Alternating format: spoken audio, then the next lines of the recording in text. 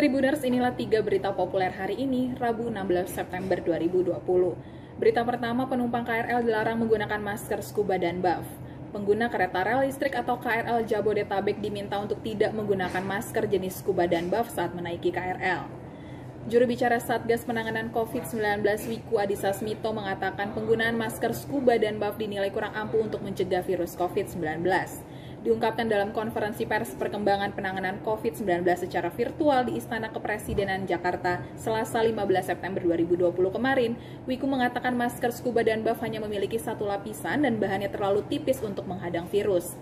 Kemudian masker scuba disarankan tidak digunakan saat naik KRL karena saat penggunaan, masker scuba mudah turun ke arah dagu, padahal penggunaan masker seharusnya menutupi bagian hidung dan dagu. Sementara itu, masker bedah dan kain menjadi masker yang mempunyai kemampuan untuk menyaring partikel virus paling baik. Saat ini masker bedah disarankan digunakan oleh orang yang sakit dan orang yang sehat disarankan menggunakan masker kain berbahan katun. VP Corporate Communication PT Kereta Komuter Indonesia atau KCI Ane Purba juga mengatakan saat menaiki KRL setidaknya menggunakan masker kain yang terdiri dari 2 lapisan dan tidak menggunakan masker scuba. KCI juga mengajak pengguna senantiasa memakai masker dengan benar, yaitu menutupi dari bagian hidung hingga bagian mulut secara sempurna. Selama PSBB masih berlaku, anak di bawah 5 tahun untuk sementara dilarang menggunakan KRL, dan bagi orang lanjut usia atau berusia di atas 60 tahun tetap bisa menggunakan KRL mulai pukul 10 hingga 14 waktu Indonesia bagian Barat. Tribuners, berita kedua merupakan berita duka. Sekretaris Daerah atau Sekda DKI Jakarta Saifullah meninggal dunia karena COVID-19. Kabar meninggalnya Saifullah sudah dibenarkan langsung oleh Kepala Badan Kepegawaian Daerah BKD DKI, Caidir. Saifullah meninggal dunia setelah dirawat beberapa hari di RSPAD Gatot Subroto, Jakarta Pusat dan menghembuskan nafas terakhirnya pukul 12.55 waktu Indonesia bagian Barat siang tadi. Gubernur DKI Jakarta Anies Baswedan meminta jajaran Pemprov DKI mendoakan dan segera menyelenggarakan sholat gaib untuk Sekretaris Daerah Sekda DKI Saifullah.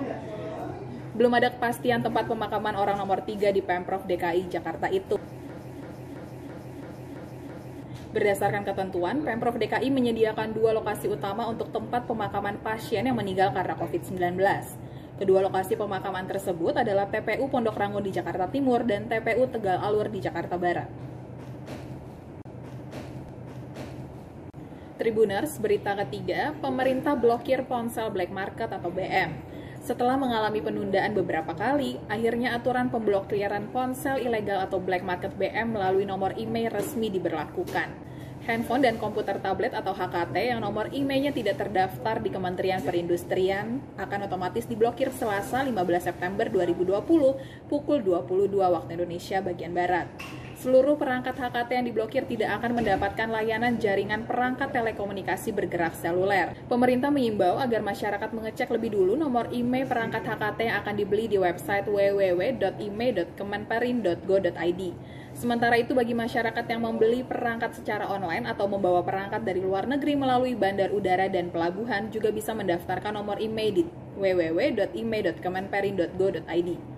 Kominfo meminta agar pedagang offline maupun online bertanggung jawab terhadap HKT yang diperdagangkan. Ponsel BM yang dibeli dan sudah disambungkan ke jaringan operator seluler secara teori masih tetap bisa digunakan. Apabila terjadi keluhan, masyarakat bisa menghubungi gerai layanan operator telekomunikasi yang digunakan.